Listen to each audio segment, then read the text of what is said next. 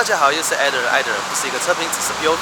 今天我身后面又是一个 Build 啊，马来西亚人最喜欢叫做 Build 啊。如果标准来讲的话，叫做 Budget 啊。但是马来西亚人 ，you know， 这个是我的频道呢，加了第3辆的 B-Jet， 因为之前有加过一个 Traveler， 然后208 GTI， 现在终于到了3008。这辆车有2个 spec， 一个是 RQ， 一个叫做 Active 吧，如果没错的话，简单来讲是一个 High spec， 一个 Low spec 啦。所以我身后面这个是一个 High spec 的原装颜色白色，但是车主去 wrap 了这个 matte 的珍珠白这样子啦。这个影片呢，感谢车主呢叫做阿健，阿健的话家害羞不愿意上镜啦。但是我们来看一下这到底有什么啦 ，Let's go。Alright， 整辆车的焦点哈，除了 wrap 之外哈，你们看一个东西，哟，我喜欢。阿健呢是刚刚拿了新车不久，刚刚行驶了5000公里，2021年的3月份这样子吧，他拿了新车，但是很可惜啊，3008呢又做了一个改款，最新的3008呢跟5008呢，它的车头灯更加的美，新的3008呢这里就会写3008、5008，对我来讲这一款呢是很漂亮的，蛮好看的啦。这辆车是一个 CKD 的版本 ，CPU unit 的话它没有这个东西，它好像是比较小的，如果没有错的话，比较贵了几千块，比如说 blind spot monitoring 啊什么都有啦。这是刹车的钥匙，不过车主已经加了一个小小的一个壳在外面，有 keyless entry。要锁门这边 ，side mirror 就会收起来。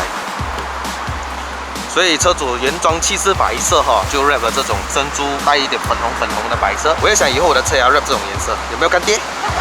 它这个地方让你敲下去，比较可惜的是 plastic 啦。那么这里是软质塑胶，这里是皮革，这里是车主放的这个类似 carbon fiber 的这个 plastic， 它做的非常厉害。这个位置这么大，可以放一个水瓶都不是问题。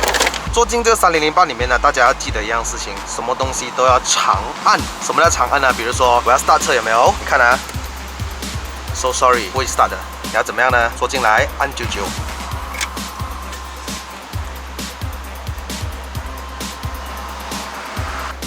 除了 start 车之外呢，比如说你要进 Sport Mode， 按一下也是没有用的，你要长按，这样就是 Sport Mode 了。那这辆车有一个非常特别的功能，就是当你进了 Sport 之后啊，它的6粒喇叭就会呈现出那种 engine 的声音 ，fake sound。我踩油，当我关掉 Sport Mode， 我踩油。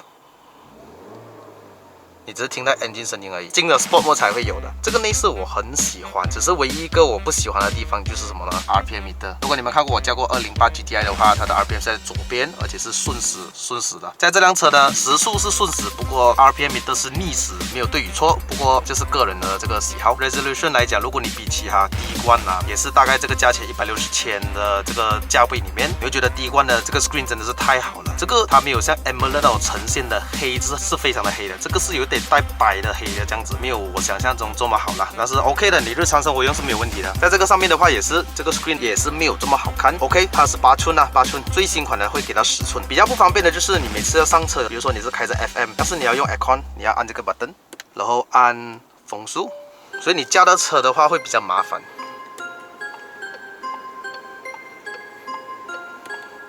这个就是 application calling， 看到吗？这是调你的车的那些 assist 啦 ，park assist、automatic headlamp、blind spot sensor 啦、TPMS 啊，这是 navigation。这辆车有配备着 Apple CarPlay 和 Android Auto 的。这里有一个非常大的空间，里面有一个 power socket， 还有一个 USB 插槽。这里你会看到有一个旋钮。现在的这个模式是 normal driving， 你转过来这边呢是一个 snow mode， 这个就是 mud mode， 这个就是 sand mode。这个就是 traction off。当你转了这个钮了之后，你会看到你这里有没有可以显示的。这里多了一个 button 是陡坡缓降，非常漂亮的这个牙柄。如果你们开过 BMW 的，它是类似这样子的操作。Lock 按着 D， 你要去 N 的话，你推一格就好了。R 的话，你就拉到最后。Manual mode 按这边，你就可以用 pedal shift。这是一个6速自排 AT， 它不是 DCT 也不是 CVT。你会看到这个 pedal 它不是整个推进来的，你们注意看啊，它是 button 的。你们有没有玩过那种 Logitech 啊？有没有感觉有点像 Logitech 有没有？所以在法国车里面你会找到非常多的特别的设计哈。Parking 就是按这边，这里有一个非常特别的设计哈，给你们看啊。180度的啊，你们看到这里 reverse camera 嘛，对不对？它是用什么呢？你的记忆推后做到好像360度的 camera 有没有？你们注意看，已经成了一个360度。Electronic parking， 还有一个中央扶手哦，这个中中央扶手的话哦，阿健在Lazada、Shopee 那些买的，真正原装里面的位置这么深，我的手可以伸到里面去。这个有点像 C class， 懂没有？把灯在后面，皮革。 有一个自带的全景天窗，你会看到这里有2个 button， 这个是打开窗的，这个是打开遮阳板的，它有 two step button 可以打开的。我们看，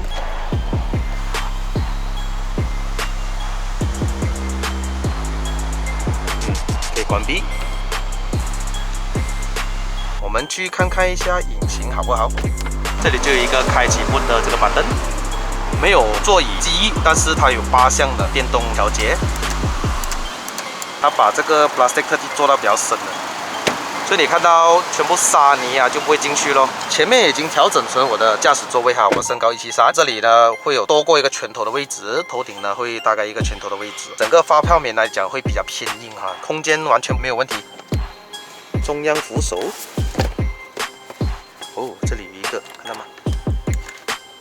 置备架。 后面的话就有冷气出风口，它是没有的调节风速，没有的调节温度的，全部窗都有自动上下到完啊。这个是硬指束条，前面是软指束条，所以很多车都是喜欢这样子做的。油盖的话，我相信都是这样子开。这个车的灯呢，好像是不管是日行还是夜行的话，它都是会开着，它不会关。后面的这个 exhaust 是真的吗？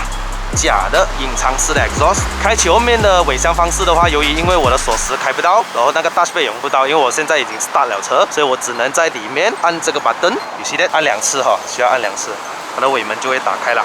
头灯打开 ，signal 灯。如果你比起我昨天才试驾 Subaru XV 哦，它的空间没有 Subaru XV 逊色哈，但是至少空间不是问题。有 spare tire 比较小一点的，有一些收纳格在这边。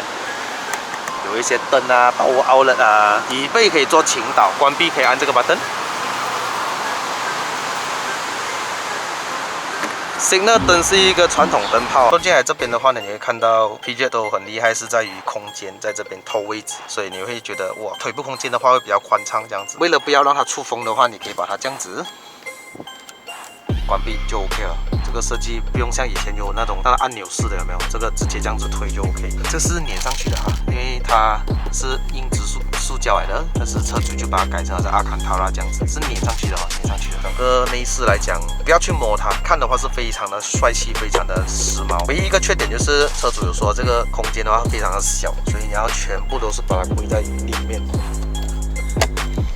打开引擎的话，跟上次我试驾的208 GTI 是一模一样的。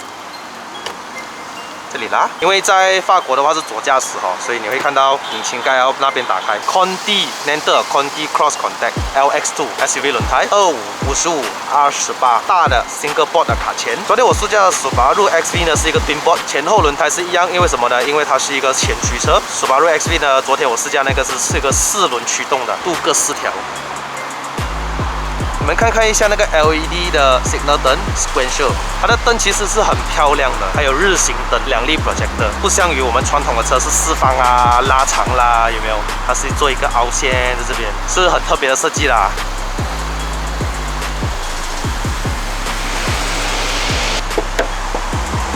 这是一个1.6公升 THP 引擎，所产生的马力呢是165匹马力，240牛顿米，在1700转的时候就有这个力水了，就还是一样 Mobile One。不过上一集的208 GTI 车主呢也有建议是可以用 Total， 因为现在 Total 赞助他们的 Rally 嘛，原装是没有油压顶杆哦，这是阿健自己改下去的，所以这个也可以是随便自己买就 OK 了啊。 配搭着6速 Automatic Transmission， 它不是 DCT， 也不是 CVT。这个头灯的话，我很喜欢很美，很漂亮，很漂亮。这是阿健自己改的 ，sequential， 漂亮漂亮。好了，我们现在就上车试驾了吧？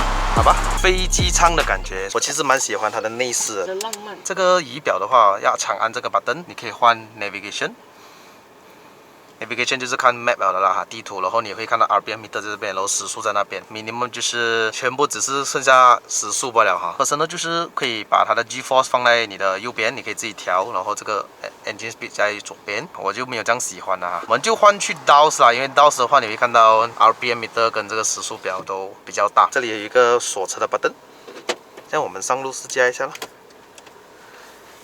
后面竟然有点直。我第一次试驾传说中的3008哈，因为这辆车在马路上可见度也是蛮高啊，其实也没有讲很冷门呐，是 OK 啦。上一代我可以讲冷门呐，但这一代的话，因为它其实也漂亮了很多，所以你不会觉得太过冷门这样子。问一下阿健，愿不愿意分享一下为什么你会选这辆车 ？OK， 这辆车是买新车哦，所以你看现在才5000公里这样子而已哦。你应该买车之前，你都会试驾很多的这个 SUV 吧？对，之前有试驾过这个马自达、沃雪根，还有波顿。可是我选这个，因为它的 interior 哦，还有它的 power 会比较适合我啦。哦，你喜欢它的 power， 因为它是 turbo。1.6 turbo。所以你也试驾了很多的车，到最后因为内饰而吸引到车，这个你了哈。因为我个人很赞同一句话，因为你驾车哦，外表是好看固然重要，但是内饰的话，我们都是面对内饰会比较多，比较长时间。对。而且时常面对这辆车啊，所以选择自己喜欢的。对，但是你买这辆车的时候，会不会有身边的朋友啊，会跟你讲，哎呀，不要买啊，这个法国车很多问题啊，这样子会吗？有，我在身边其中都有这样子的问题出现啊。就是过后我还是以自己喜欢的车啊才下手了。好，明白。目前都没有什么大问题了，这样 OK。这样你买到来这个车哦，是160千对吧？对，158。158啊，没有包利润。这样 on the road 到来都要超过160哦。160。同价位的竞争对手大概是这样，提冠 CX5 还有什么呢？X70就不要讲了，因为 X70是12000这样啊，就大概这个价钱。有试过 CX5 吧？有试驾过。然后到最后你的感想是那辆车？我试驾的时候是加2.0的啦，只是没有什么力啊，我觉得。2.0，对，肯定是的。Rodex 也贵过这辆哦，这辆1.6才90块而已嘛。对，所以我选择1.6 turbo。OK。好，这辆车第一上手的反应就是它的 steering 还是一样，跟208 GDI 一样小粒的，可能是这么多同等级里面哈，它的 steering 是最小粒的。但是加上来的话很轻快，油门非常轻快，然后也没有什么太 lag 的感觉，因为压车是 AD 嘛。哇，这辆车厉害，打了新的直接从后面刺过来，女司机一流。换挡的话，肯定会没有 DCT 来的逊色，它会比较慢一点。不过你讲收发感觉是还不错的，很顺畅。然后暂时还感觉到那个压箱是蛮 solid 的，不会好像你看日本车那种软趴趴这样，绑的又不紧这样。暂时我是感觉到这样的。Alright， 还有就是你这个车是打97还是95啊？我都参啊，现在是97了。我走长途路可能会打95哦。OK。So 打满一缸油大概需要你的多少钱？我通常没有等到打满，大概也要150块左右啊。如果97的话。97要100，对。150以内啊，对。50 liter 吧，我算它。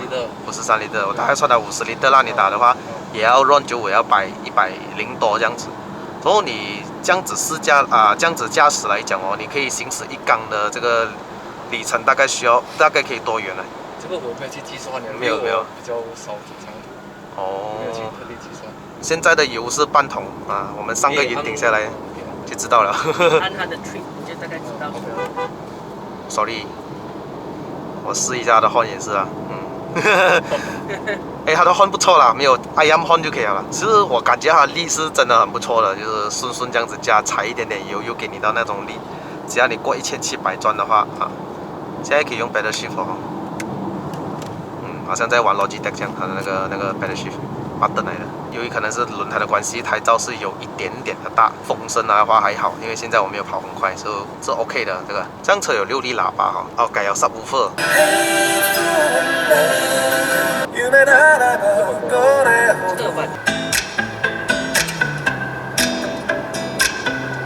滑道声很不错。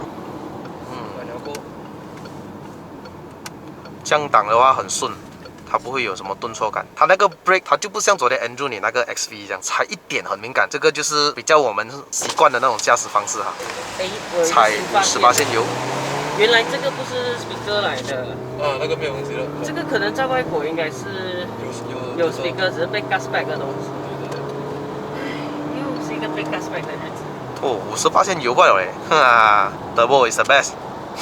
我看到很多 comment 讲这辆车比较跳，但是坐起来我反而觉得我驾起来啦。如果你硬要比起 XV 啊，Subaru 的，觉得这个车它会偏硬一点啊，但是就舒服的，驾起来的感觉就是跟 Subaru XV 差不多，反而觉得 Subaru XV 还有更有一点路感啊，它是肯定是没有像 X70啊、X50啊这样舒服了。刚买车的时候有遇到一些问题哦，就是我的车门后尾的车门开不到啊，有一点杂音啊，一些问题，然后。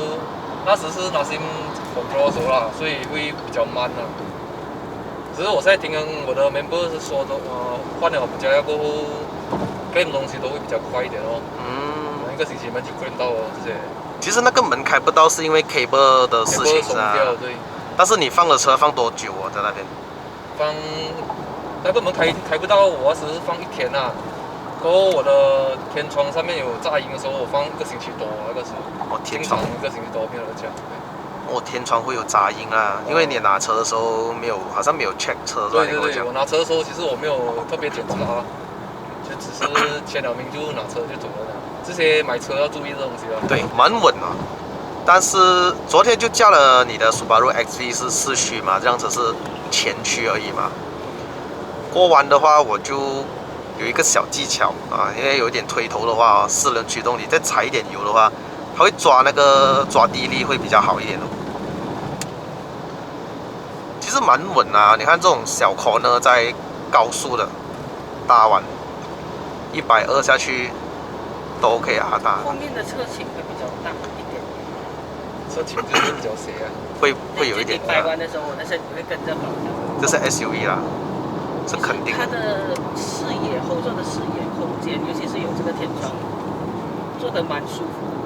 它的设计特别啦，你可以看到很多日本车都是你超我，我超你，大同小异嘛。那这辆车是很特别，你在日系车里面是应该都找不到它这样子的，好像会硌手嘛，不会还好啦，没有讲很硌手啦。这辆车有1500公斤啦。后面是 Torsion Beam 啦，没有什么惊喜。前面是 McPherson， 看起来一般般，但是它给到你在这个高速过弯的时候都是说法是蛮稳定啦。1500公斤也不是算很轻的这个车。Multilink 就会有一个特别是，你会感觉到左右会区分的。在过这种驾车的话，你驾得久，你会慢慢发现到，当这种路不平的时候，它各有各的这种在弹跳。Torsion Beam 是后面好像它一起跳左右，班上驾驶的话没有人去管这个东西。100大概是2000转以下。试一下的 Sport 按99，来 Speaker 来了。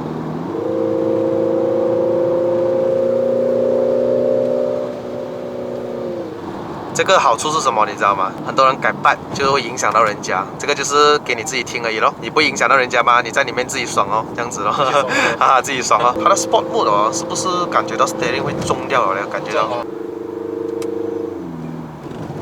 哇，它的那个 speaker 跟它的 engine 的结合啊，真的好像是在听的 exhaust 这样啊。然后它不会 delay 啊，就是我换牙它就跟着换哦，就好像真的这样哦。如果你有驾过 Renault 的那个 Clio RS， 它有更多的声音听，你要换 GTR 也是可以。踩完，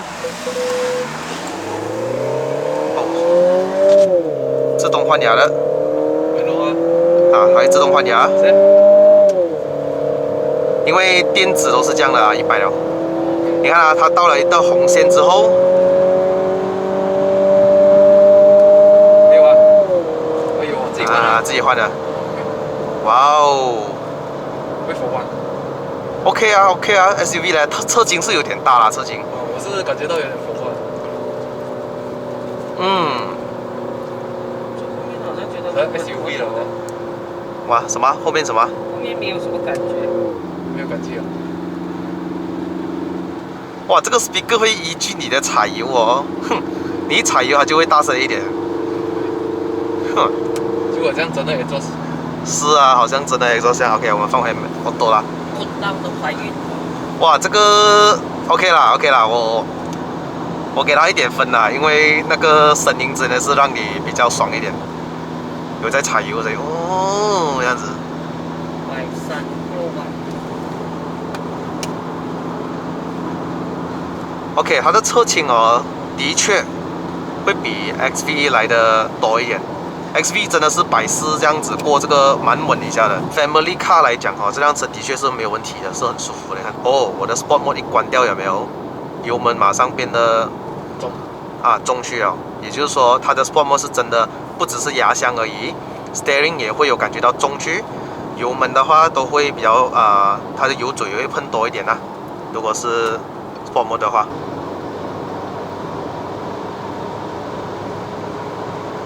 这个 Sun Visor 真的是会有带一点风声出来哦。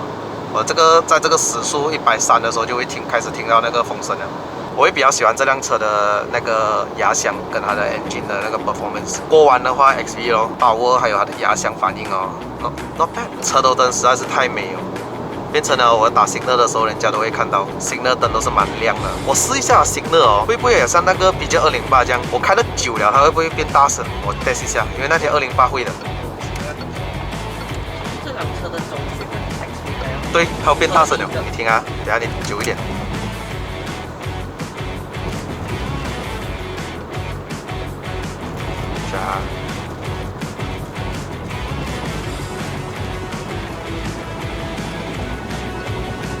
等一下。哦，有听到，有大声了，大声哦。大声了，听到吗？它是给你知道你没有关心的意思吗？对对对。越来越大声了。越来越大声，是啊，它就越来越大声。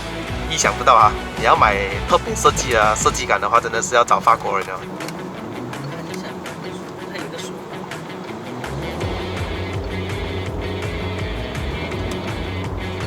OK， 我们的这个 Part 1的试驾就到这边了哈。要看我们上云顶的话，就留守我们的 Part 2，好吧？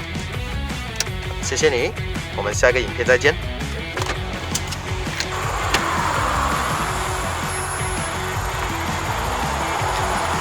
我们今天就驾狮子来这边了，因为它的 logo 是一个狮子。好的，各位，本期视频试驾就到此结束。如果想要看冲上云霄我们的 Part 2的话呢，留守我的频道，还没有订阅的请订阅、按赞、分享、打开小铃铛。我们下一集的冲上云霄再见 ，Goodbye。